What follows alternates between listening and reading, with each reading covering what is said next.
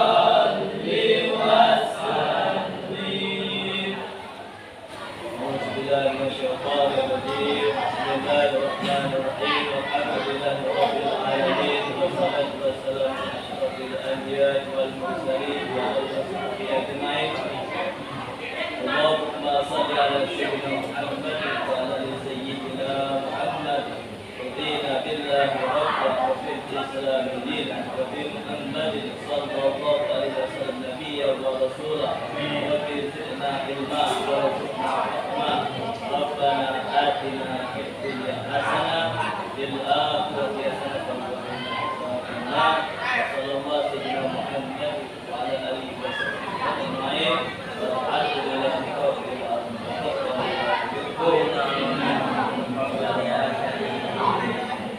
Dari sekalian kelas 10 ketika kedua dulu ada pada hari ini ada nama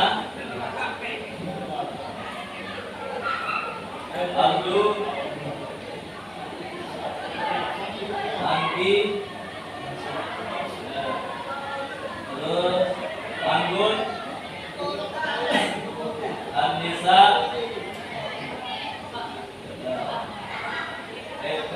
Lianda Ahmad Hasbi terus Naslim Happy Bibit Putri Ayu Putri Maya Putri Nabila Rafika Salsabila Sasti Selvia dan Serli terus Sintiatri Siti Kumala Siti Fadila Saktiyu Lian Dipa. Baik, teman sekalian, pada hari ini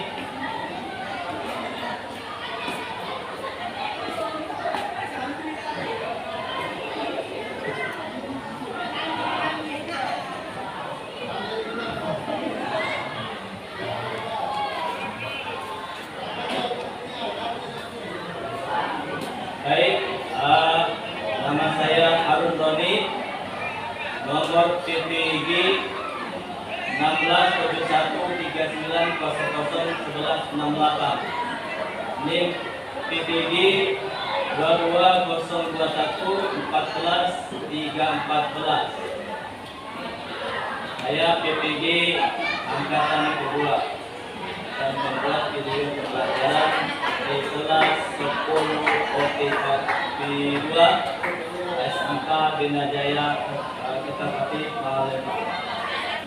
Bapak dan anak sekalian, alhamdulillah minggu yang lalu kita sudah bahas mempelajari materi tentang syu'abul iman atau cabang-cabang keimanan. Apa arti iman? Apa arti iman? Ya, yakin atau percaya. Pada siapa? Pengertian iman secara istilah adalah diucapkan dengan lisan, diyakini dalam hati, dan diamalkan dengan anggota tubuh atau anggota badan. Itulah pengertian iman secara istilah yang sebenarnya. Kalau kita beriman cuma sekedar ucapan secara lisan, belum dikatakan beriman yang sebenarnya. Atau kalau kita cuma beriman sekedar yakin, tidak diamalkan, belum tentu dikatakan beriman yang sebenarnya. Nah, tiga-tiganya harus ada semua. Ucapan dengan lisan, diyakini dalam hati, dan diamalkan dengan anggota badan atau anggota tubuh. Itulah hakikat pengertian iman secara istilah yang sebenarnya. Baru klopnya, baru benar, baru bagus, baru dikatakan memang benar-benar beriman kepada Allah Subhanahu wa Ta'ala. Pada pagi hari ini kita akan membahas masalah tentang manfaat dari menghindari akhlak mazmumah. Akhlak mazmumah itu ada yang tahu? Ya, silakan. Ya, terus.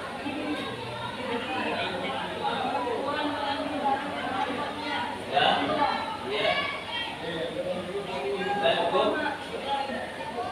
Ada lagi? Cukup. Yang lain? Yang lain? Ada lagi? Nah, itu contoh daripada akhlak mazmumah. Pengertian akhlak mazmumah. Mazmumah artinya akhlak yang tercela atau akhlak yang buruk atau akhlak yang jelek atau akhlak yang jahat yang ada pada diri kita masing-masing. Semua kita kecuali Nabi Muhammad SAW, Rasulullah sudah terbebaskan daripada akhlak mazmumah.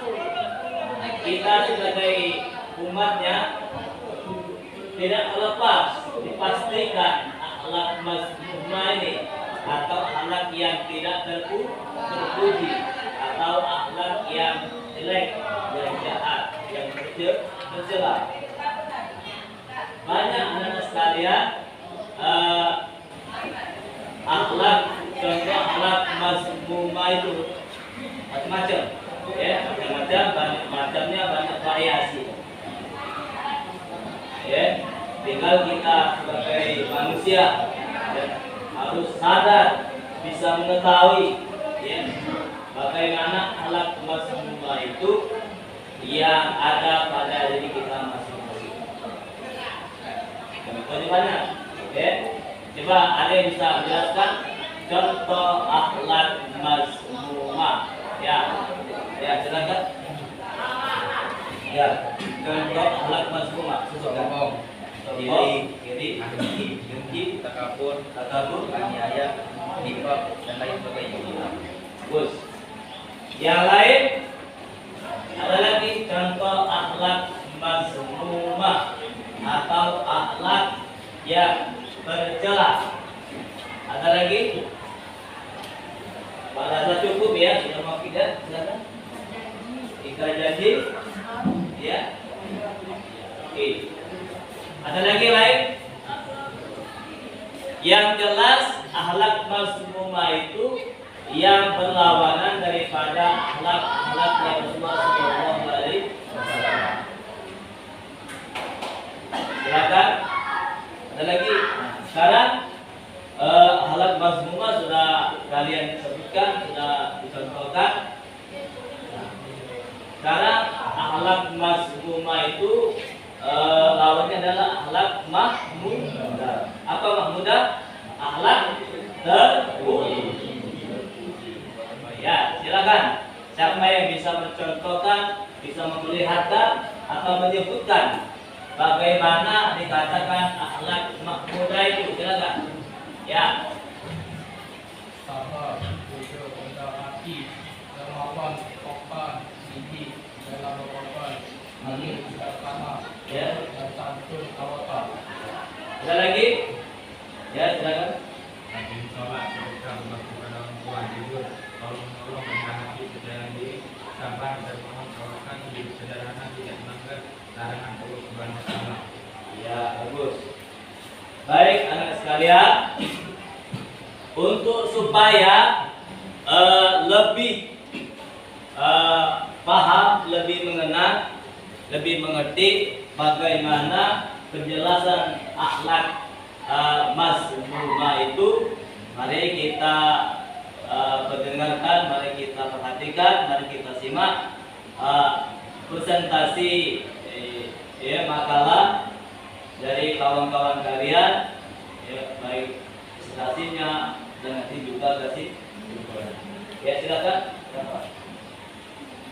Ya, orang satu orang atau 3 orang sekelompok, bertiga. Ya, silakan. Ya, silakan. Untuk menjelaskan presentasi makalah tentang manfaat, menghindari akhlak mazmumah. Yang lain silakan diperhatikan betul agar kita paham semua. Ya, silakan. Ini cara kelompok ya. Assalamualaikum warahmatullahi wabarakatuh. Waalaikumsalam warahmatullahi wabarakatuh. Di sini ada sekarang manfaat menghindari keburukan, yaitu hidup bahagia, menyenangkan, nyaman, dan aman. Tidak berasa ada usaha menghindari Terus ada lagi? Ya, silakan. Ya, silakan dulu. Ya, kasih apa nak?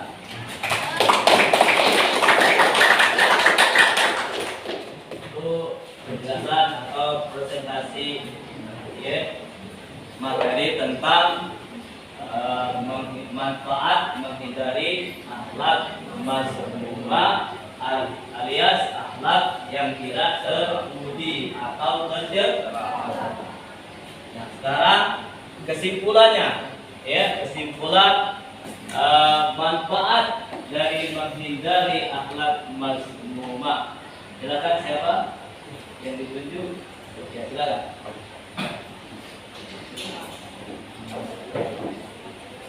Berikut ada pengertian perbuatan mazmumah, yaitu ketika diketahui adalah tercela.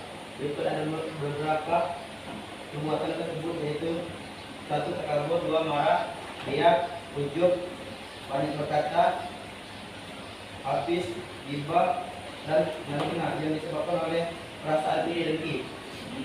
Dan untuk menghindari sifat tersebut, sebaiknya kita harus memperbanyak beribadah, sholat, mengaji, bersyukur atas nikmat Allah, pahami batasan manusia, dan menjaga dari silaturahmi. Sekian dari saya. Ya. Oke. Baik anak-anak sekalian, Pak Rasa untuk kalian baik penjelasan materi tentang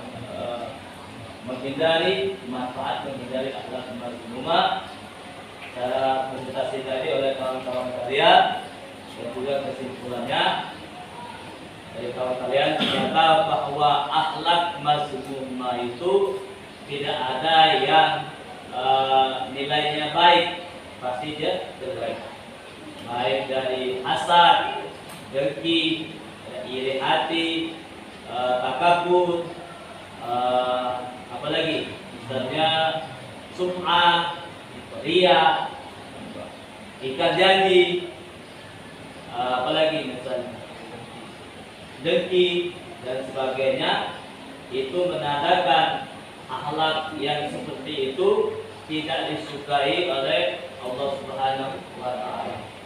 Yang terhinggap penyakit seperti ini cepat-cepatlah sadar. Kenapa? Dengan kita terus ya, akhlak tersebut ada pada diri kita masing-masing tanpa kita sadari, akan menunjukkan bahwa kita jelek di mata manusia. Tadi sudah dijelaskan bahwa mazmumah itu adalah akhlak yang jelek atau akhlak yang tidak terpuji, ya, atau akhlak yang tercela. Pasti orang nilainya tidak bagus, ya, tidak benar di mata manusia. Orang yang terkena penyakit seperti ini akan dijauhi orang, ya. Jadi macam-macam, ya, akhlak mazmumah itu diantaranya di sini adalah dengki, sombong, tidak menepati janji, berfoya-foya, ada ghibah. Kita bahas dulu tentang dengki. Dengki ini kalau bahasa Arabnya artinya hasad, ya, hasad. Apa hasad? Hasad kalau bahasa kita sehari-hari adalah penyakit SMS. Apa SMS? Susah melihat orang senang, senang melihat orang susah. Nah, ini menunjukkan orang yang terkena penyakit hasad, SMS, iri hati, mereka tidak bersyukur kepada Allah. Selalu iri dengan kemampuan pemberian rezeki dari Allah Subhanahu wa taala kepada orang lain. Kalau bisa dia sendiri yang dapat kemampuan atau rezeki seperti itu. Padahal rezeki kita itu sudah dijamin oleh Allah Subhanahu wa taala. Itu pun takarannya itu sudah Allah tetapkan masing-masing. Jadi kalau kita terkena penyakit iri hati, dengki, hasad, maka cepat-cepatlah kita hindari. Bagaimana caranya? Misalnya ada kawan beli mobil. Kalau mau dipikir-pikir, itu kan hak dia. Kan kita pikir seperti ini saja. Alhamdulillah kawan saya beli mobil, aku beli motor jadilah. Kawan aku yang kemarin kemana-mana bawa sepeda. Yang bawa sepeda pun ngomong seperti ini. Alhamdulillah saya beli sepeda. Kawan-kawan saya yang kemarin itu ya kemana-mana jalan kaki. Nah yang jalan kaki pun sama ngomong, alhamdulillah aku bisa jalan kaki, olahraga. Kawan aku yang kemarin ya tidak kemana-mana alias lumpuh, cuman ada di rumah saja.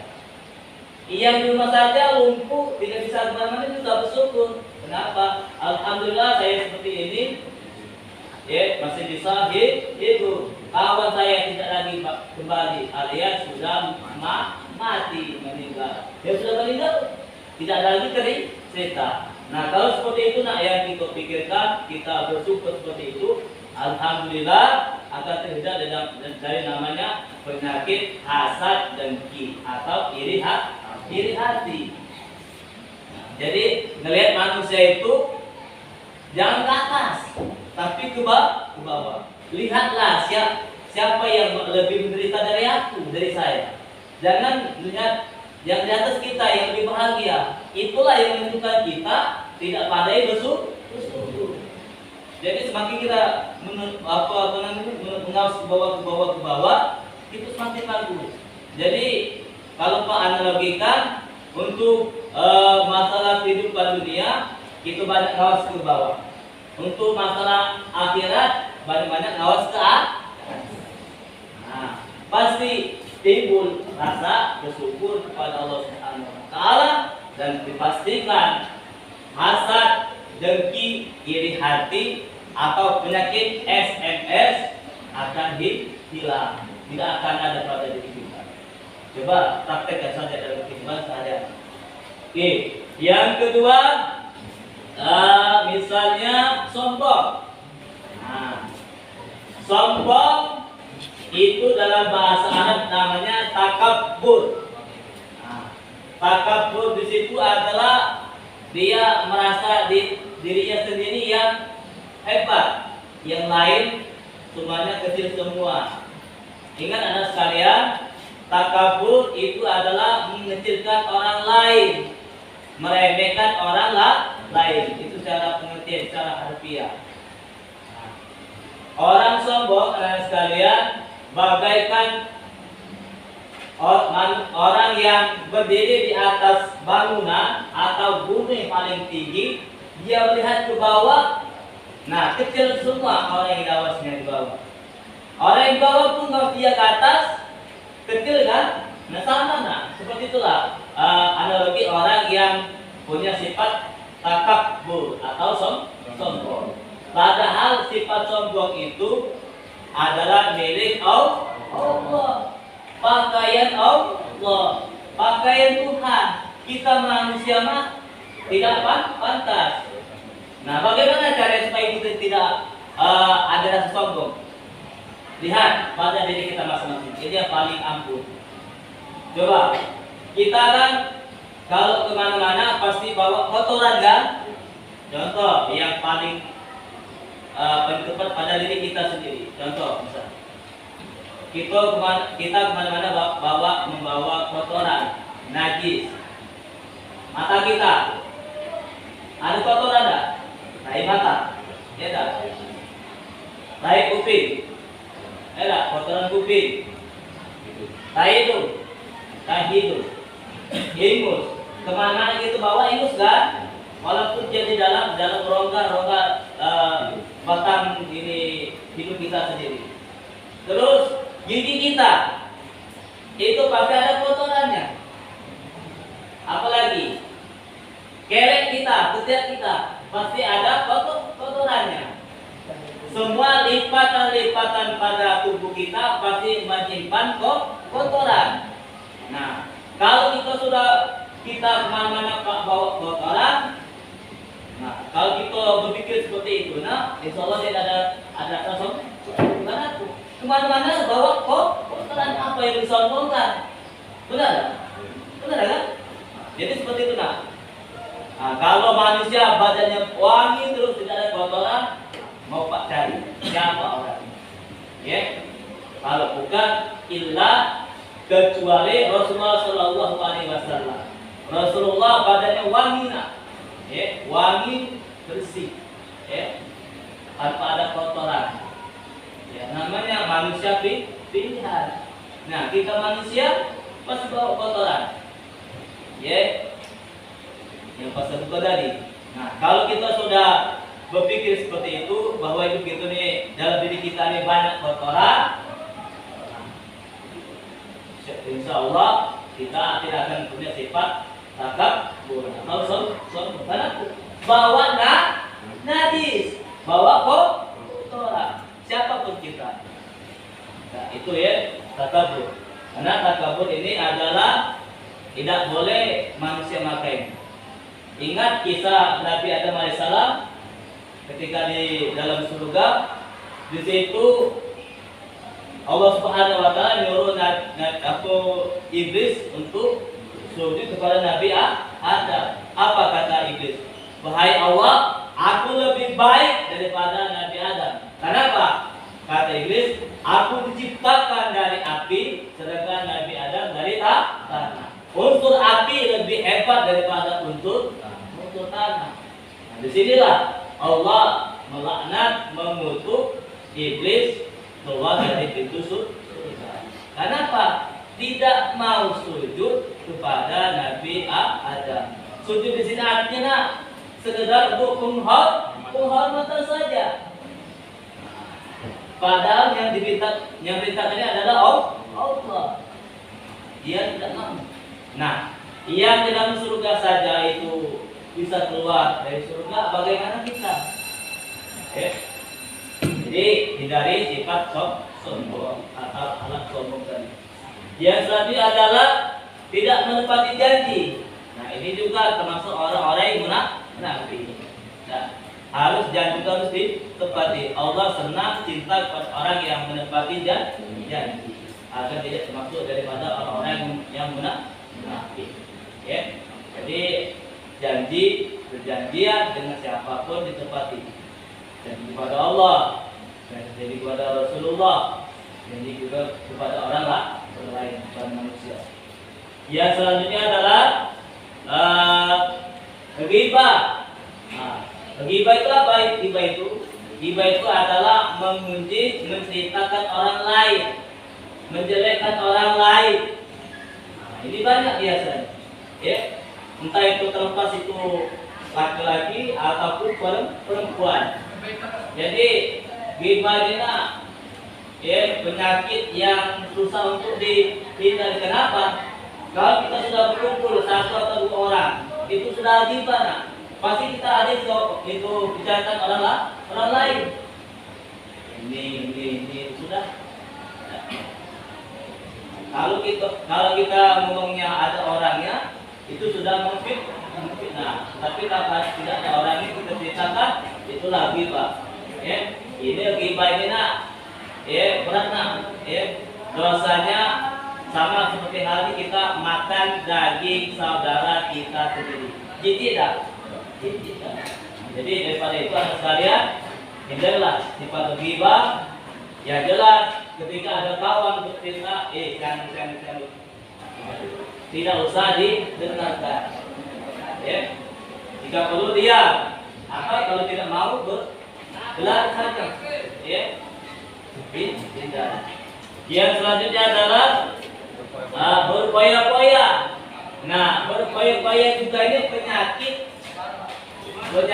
yang apa namanya, kita manusia kadang-kadang masih lupa. Kenapa?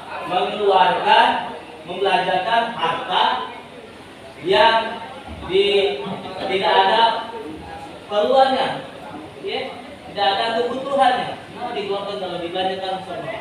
Padahal itu tidak makan, tidak digunakan atau dimanfaatkan, sehingga kalau tidak dimanfaatnya, tidak digunakan, kan itulah namanya poya. Tapi kalau dibelanjakan, tepat dimanfaatkan, tidak ada sisa, maka itu bukan poya-poya. Jadi kalau poya-poya itu anak sekalian, lawannya adalah hemat. Jadi kalau itu punya penyakit poya-poya atau apa namanya sikap poya-poya, maka dihindari. Karena poya-poya itu adalah tindakan perbuatan syaitan. Adalah syaitan. Ya. Inna mubazirina, ya. Inna mubazirina kan ikhwani syaitan. Sesungguhnya mubazir itu atau poya-poya itu adalah temannya syaitan. Sesungguhnya syaitan itu membawa kepada jalan kekufuran. Ya, mari kita supaya kita tidak termasuk, tidak disebutkan oleh Allah Subhanahu wa taala orang-orang yang berpoya-poya. Maka keluarkan saja rezeki harta yang kita miliki sesuai dengan kebutuhan. Itu anak sekalian, mudah-mudahan yang Pak jelaskan ini ada manfaat dan saya bisa mengaplikasikannya dalam kehidupan hari-hari. Tetap semangat, tetap kompak, tetap berupaya, berbuatlah yang terbaik, ya, baik untuk kita sendiri ataupun kepada orang lain, sehingga kalau kita sudah punya akhlak yang makbudah atau akhlak yang baik, maka insya Allah akan terhindar namanya akhlak mazmumah atau akhlak yang tercela. Baik, teman sekalian, mari kita tutup materi pembelajaran manfaat kita yang akhlak mazmumah ini bersama-sama dengan melafazkan alhamdulillahirabbil alamin. Mari kita tutup dengan doa. A'udzubillahiminasyaitonirrajim. Bismillahirrahmanirrahim. Alhamdulillahirabbil alamin. Wassalatu wassalamu ala asyrofil anbiya'i wal mursalin wa ala alihi washabbihi ajmain. Allahumma shalli ala sayyidina Muhammad wa ala ali sayyidina Muhammad. Rabbana arinal haqqa haqqan warzuqna ittiba'ah wa arinal batila batilan warzuqna ijtinabah. Rabbana hab lana min azwajina wa dhurriyyatina qurrata a'yun waj'alna lil muttaqina imama. Rabbana atina fid dunya hasanah wa fil akhirati hasanah wa qina adzabannar. Wa sallallahu ala sayyidina Muhammad wa ala alihi washabbihi ajmain. Walhamdulillahirabbil alamin. Taqabbalallahu minkum. Baik, anak-anak sekalian, saya Antoni, PPG angkatan kedua LPTK Win Radipaka Palembang. Sekian dan terima kasih atas anak-anak sekalian kelas 10 UTKP 2 SMK Dinajaya Kertapati Palembang, Sumatera Selatan, Indonesia. Saya ucapkan wassalamualaikum warahmatullahi wabarakatuh. Waalaikumsalam warahmatullahi wabarakatuh.